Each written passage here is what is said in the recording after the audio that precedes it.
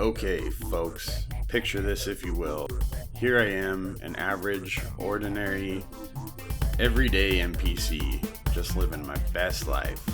I'm just driving down the road until, just like in my last video, go figure, we've got another one, ladies and gentlemen. We've got ourselves another passing lane camper who speeds up to try and stop you getting around them, to impose their will. They're going to defend their God-given right to exist in the way of others.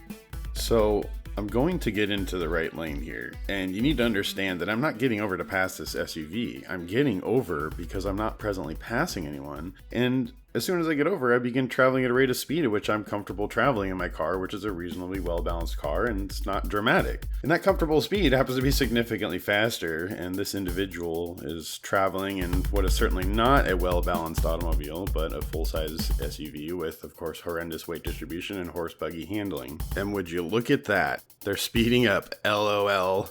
At this moment, the speed of that vehicle is based purely on the speed that I am traveling and nothing else. We're coming up on traffic, which is their strategy, of course. If they can run defense on the passing lane, I'll be forced to remain behind them.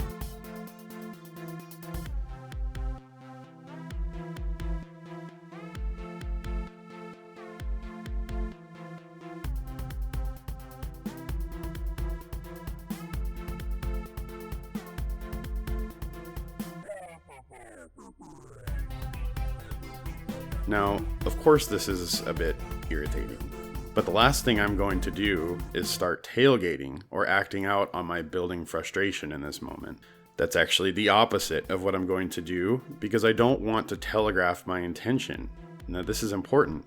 What I'm going to do is I'm going to back off and I'm going to allow them to think that I've given up. I'm going to allow them to believe that they're in control of their situation, that they're in control of me, and then I'm going to pounce. And here's my opportunity. I've built up some speed. The only way to escape the ego web that these people try to trap you in is unfortunately passing in the right lane. Just as predictable as these encounters are when they begin, so too are they when they end. Once you manage to maneuver out of their little game, you can see how quickly this driver returns to their default NPC pathing. Of course, that car getting out of the passing lane, good job. Our friend in the SUV, however, is going to remain in that lane, having been defeated. They're going to cling to the only thing they have, which is the whatever benefit they're getting out of being in the passing lane. All right, let us continue. Yeah, that was just the start. You know, it's not some single occupancy cars using the HOV lane. It's not a lot of single occupancy cars using the HOV lane. It is most of the cars in that lane that are single occupancy cars. And you know, personally, I'm glad because it alleviates congestion and increases throughput. The people who use this lane when they are solo occupants are personally taking on a risk for all of our benefit. They risk fines or even go into jail. I guess if they have warrants or something, I don't know. It's none of my business. But they take on a risk, and we all benefit from slightly reduced congestion as a result of their potential sacrifice, and we should applaud these people. And oh yeah, I know some of you just heard that and you do not like that opinion, but you won't be able to reason why you disagree, why you don't like that opinion, because what is the purpose of an HOV lane first of all? Is it to reduce traffic by incentivizing carpooling? Well, who the hell carpools? Yeah, maybe your Uncle Jerry carpools. It would be far more effective to use that lane for all traffic, or better yet, use it as a passing lane and enforce the statutes, at least here in Washington and most other states, that say the left lane is for passing and it's not lawful to occupy it otherwise. Or is it to reduce emissions? Well, you tell me.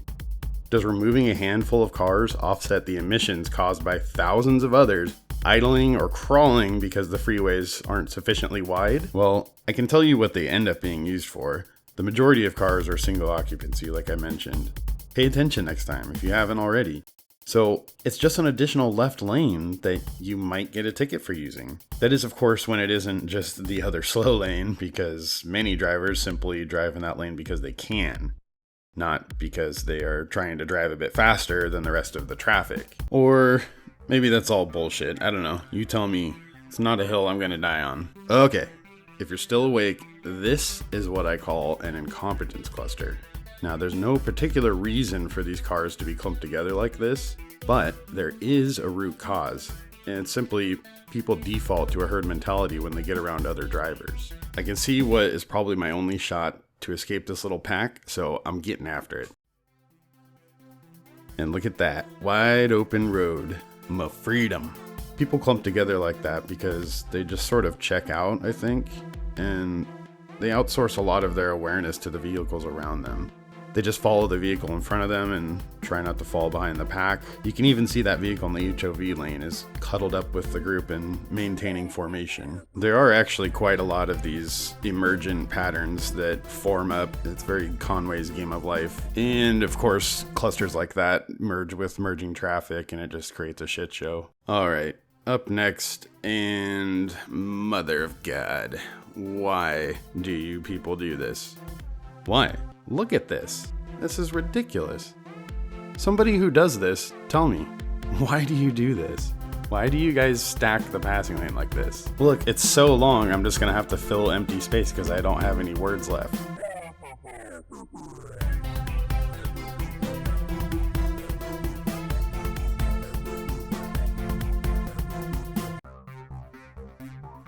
And let's go ahead and tack on some additional campage here a little further down the road, just for good measure. I'm really doing this just to drive home the severity and magnitude of people camping the passing lane.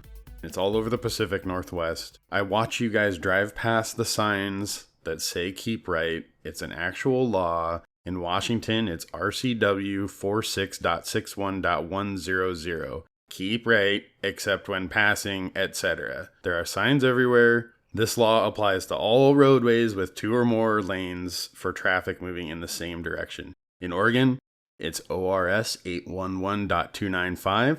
A person commits the offense of failure to drive on the right if the person is operating a vehicle on a roadway of sufficient width and the person does not drive on the right half of the roadway. Making these videos is a lot of fun, and it's great seeing some of the debates happening in comments. Mostly the couple of shorts I posted. I haven't really put that many videos out yet.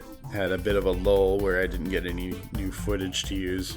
But I've got my winter tires and wheels mounted, and I'm looking forward to some epic drives across Washington and Oregon, heading over passes and cross state. I think it should be some good content to work on while I sort of figure out what exactly this channel is. For now, if you're with me on this, I think it's a good cause to expose, discuss, and spread awareness about, NPCs who cause congestion and the various little weird behaviors they sometimes exhibit. I'm pretty happy with that for now. Any feedback is always appreciated. Oh, I'm thinking to make some stickers that say keep right except to pass and have the relevant statutes for various states. And I might sell them and replace my windshield.